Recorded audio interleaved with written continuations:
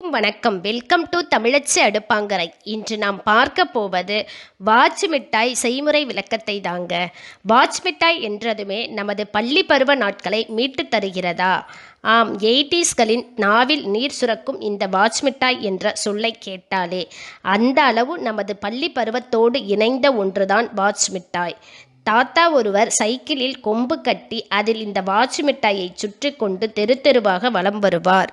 பார்க்கவே அருமையாக இருக்கும். அதனை வாங்க நீண்ட ஒரு வரிசை இருக்கும். அதில் குட்டி குட்டி சண்டைகளுடன் மோதியடித்து 5 பைசா 10 பைசா என்று கையில் இருக்கும் காசுக்கேற்ப வாட்ச், மோதிரம், செயின் என மிட்டாய் போட்டு விடுவார் தாத்தா.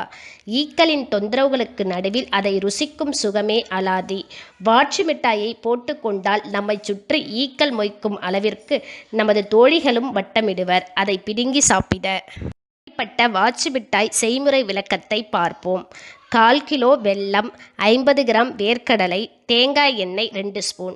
முதலில் வாணலியை அடுப்பில் வைத்து சூடேறியதும் 1 டம்ளர் தண்ணீர் ஊற்றி தண்ணீர் கொதிக்கும் போது வெல்லத்தை பொடியாக்கி போட்டு நன்கு கொதிக்க விட்டு அதனை வடிகட்டி மற்றொரு வாணலியில் ஊற்றி சூடேற்றி அதனுடன் பொடித்த வேர்க்கடலையை போட்டு கம்பிப்பதம் வரும் வரை காய்ச்சி ஒரு தட்டில் எண்ணெயை தடவி இந்த பாகை ஊற்றி ஆறியதும் சிறு உருண்டைகளாகவோ இல்லை கொம்பில் சுற்றி பழைய நினைவுகளை மீட்டெடுக்கும்படியோ வாட்ச் மோதிரம் போல செய்தோ ருசிக்கலாம்.